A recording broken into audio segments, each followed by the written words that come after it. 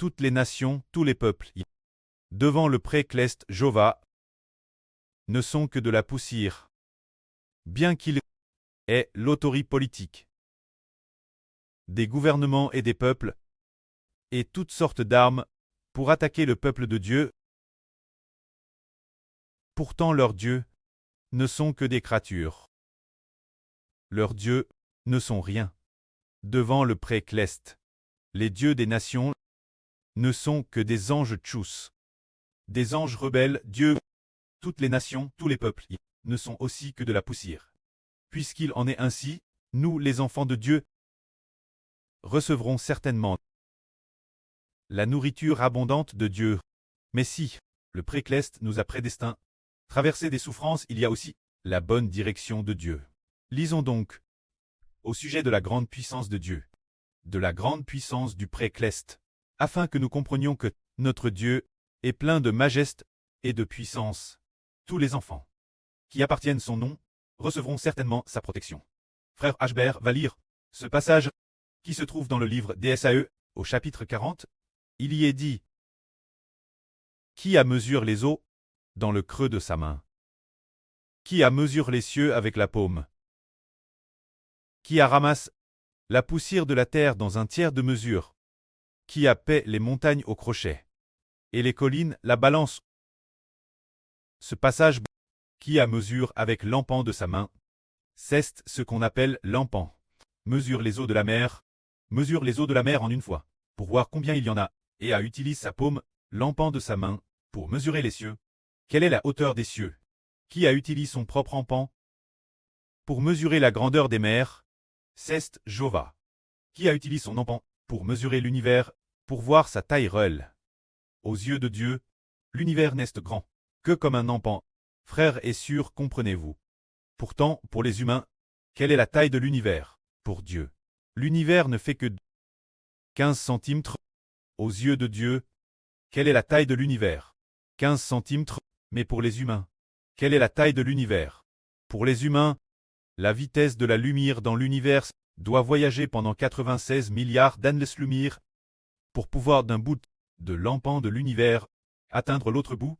Ainsi le pré-cleste mesure l'univers avec son empan. Il a dit: combien d'empans fait-il? Seulement un seul empan. C'est ainsi que Dieu, notre Dieu, a simplement mesuré l'univers avec son empan. Mais qui a utilisé un crochet pour peser les montagnes et une balance pour peser les collines? Qui a utilisé une balance pour peser le poids de cette terre? Pour Dieu. Quel est le poids de la terre? C'est tout simplement comme si Dieu la pesait. Combien pèse cette terre? Pour les humains, elle est TRS lourde, si lourde qu'elle est inestimable. Pour Dieu, la terre ne pèse que 100 grammes. C'est probablement ainsi qu'il la voit. Frères et sœurs, comprenez-vous? Ce passage dit: Qui a mesure les eaux dans le creux de sa main, et mesure les cieux avec la paume? C'est Dieu. Mesurer l'univers, ce n'est qu'une largeur de main. C'est ainsi qu'il le considère. C'est cela notre Dieu. Puis il continue en disant: Qui a mesuré l'esprit de Jova? Où a-t-il son conseiller pour l'instruire? Avec qui a-t-il de libre pour l'instruire, pour lui donner de l'intelligence? Qui lui a enseigné le droit chemin? Le lui a montré, lui a enseigné la connaissance, et lui a fait connaître le chemin de la sagesse. Irait-il quelqu'un qui ait dit: Jova, je vais t'enseigner, 1 + 1 doit faire 2, je t'enseigne ainsi? Quel homme peut enseigner notre pré-cleste en disant: Tu dois faire ainsi, pour très sage? Dieu, tu dois faire cela, pour très sage? Qui oserait enseigner le pré-cleste? Personne. Car le pré-cleste est le créateur de toutes choses. Aucune créature ne peut enseigner le pré-cleste. Et personne non plus n'a l'autorité de conseiller Dieu, de dire, d'enseigner Dieu, ce qu'il convient de faire, que ceci est juste, et que cela ne l'est pas. Aucune créature ne peut enseigner Dieu. Seul Dieu enseigne tous ceux qu'il aime.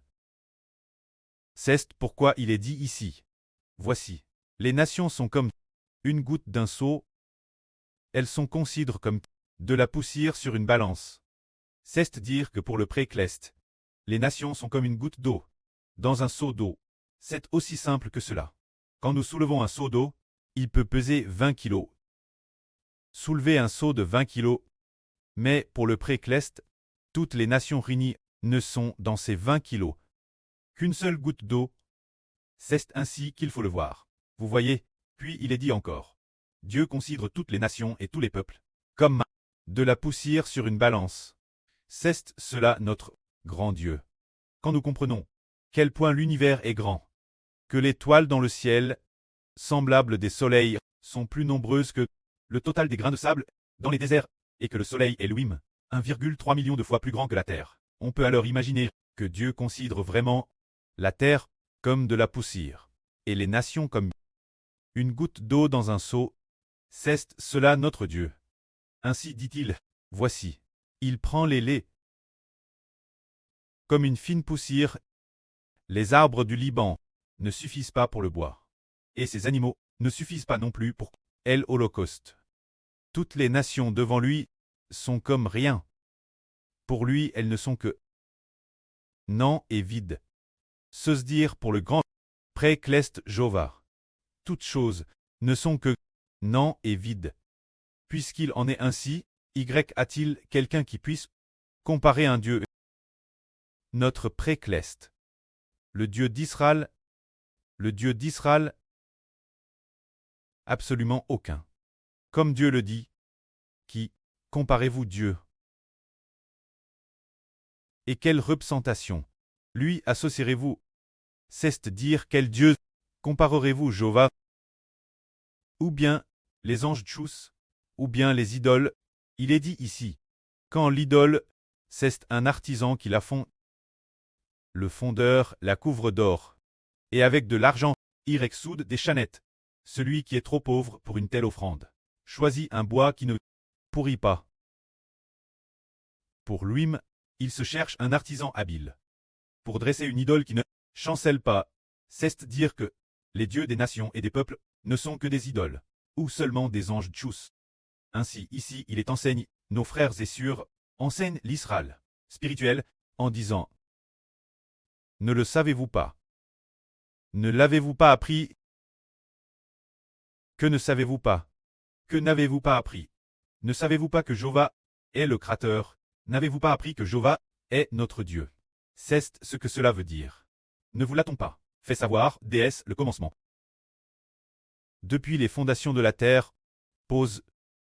N'avez-vous pas compris? Dieu sige au-dessus du cercle de la terre, et ses habitants sont comme des sauterelles. Il tend l'univers comme une toffe lgr. Il déploie les cieux, il déploie l'univers comme une tente pour y habiter. Il réduit les princes, rien. Il fait des juges de la terre une vanité. Ils sont peine plans. Peine sems, peine leur tronc. A-t-il pris racine dans la terre? Que l'Éternel souffle sur eux. Et ils se dèchent, et un tourbillon les emporte, comme le chaume. C'est pour nous faire savoir, n'est-ce pas? Ne comprenez-vous pas? Ne voyez-vous pas? N'entendez-vous pas? Que Jova seul a déploie toutes choses dans l'univers. À seul BTI, toutes choses dans l'univers, comme dans la Bible, la première phrase dit: au commencement Dieu créa l'univers et la terre. Se dire Jova, qui seul a déploie les cieux, qui seul a tendu les fondations de la terre. Tout cela a été, par l'Éternel Dieu, fait de ses propres mains. Alors il déploie seul l'univers, comme on déploie une toile, droulant l'univers, pour qu'il soit comme une tente que l'on dresse. Aux yeux de Dieu, créer l'univers est comme faire la tente d'un homme, comme un homme qui fait sa propre petite tente. Déployer l'univers est comme un homme qui installe sa propre moustiquaire. Tel est Dieu. Ainsi, pour Dieu, du point de vue du pré-Cleste, le pré-Cleste est celui qui sige au-dessus du cercle de la terre, comme si la terre était son marchepied. Assis au-dessus, les habitants de la terre sont comme des sauterelles. On pourrait madame dire, encore moins que des sauterelles. Cela nous fait comprendre que Jova en ralite, réduit les puissants, rien. Ceux qui ont de l'autorité, peine sont-ils en racin. Que Jova souffle sur eux. Et ils déprissent, ils se dèchent, ils meurent, puis leur corps se décompose peu à peu, deviennent de la poussière, et n'existent plus. Tel est Dieu, qui fait que les dirigeants de la terre peine ont-ils. Comment régner? Peu après avoir pris le pouvoir, leur royaume commence à décliner. Ou bien peu de temps après, le moment est venu pour eux de descendre. Le moment arrive, ou bien arrive, le moment de mourir.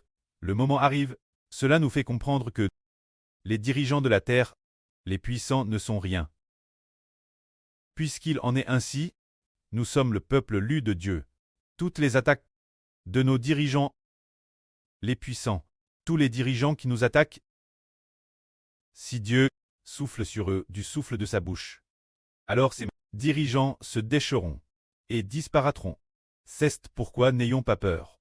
Ce moment-tel, regardons, puisqu'il en est ainsi. Le Précleste continue de dire, il a créé l'étoile, comme on conduit une arme. Il dit ceci. Le Saint dit, qui me comparerez-vous pour que je lui sois semblable?